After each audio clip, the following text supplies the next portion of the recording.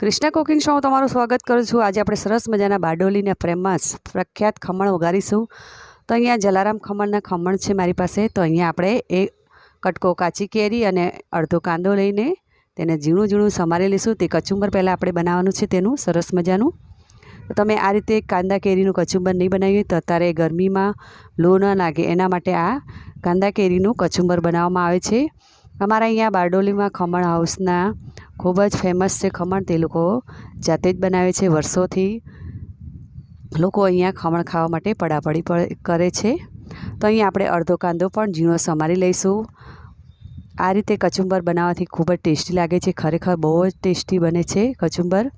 પછી તેમાં ટેસ્ટ પ્રમાણે આપણે મીઠું નાખીશું,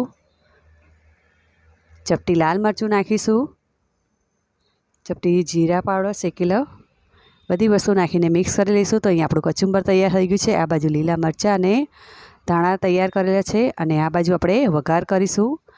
તો વઘાર કરવા આમાં ખમણની અંદર તેલનું પ્રમાણ વધારે જોઈએ છે। તો આ રીતે મેં ખમણ તૈયાર લીધા છે। ખમણને આ રીતે નાના પીસ કરી લઈશું આપણે। તો તમે જોઈ શકો છો આવા ખમણ તમે વાટી દાળના કોઈ દિવસ નહીં બનાવે, નહીં ખાધા હોય તો જરૂરથી ખાજો, બહુ જ ટેસ્ટી લાગે છે। પછી થોડા ખમણ આપણે આ રીતે ભૂકો કરી લઈશું। પછી આ બાજુ તેલ ગરમ થઈ જાય, એકદમ તેલ ગરમ કરવાનું છે। પછી તેલ ગરમ થઈ જાય એટલે એમાં રાઈ નાખવાની છે। રાઈ તતડી જાય એટલે તેની અંદર લીલા મરચાં જે આપણે સમારેલા છે તેના કટકા નાખી દેવાના છે।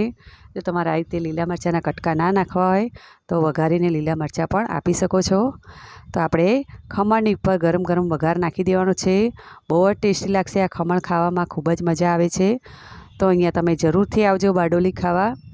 પછી આપણે વઘાર નાખ્યા પછી તેની ઉપર લીલા ધાણા નાખી દેવાના છે અને નાયલોન સેવ નાખી દઈશું, ઝીણી સેવ, બહુ જ ટેસ્ટી લાગે છે। તમે પણ આ રીતે જરૂરથી બનાવજો જલારામના ખમણ ખાવા।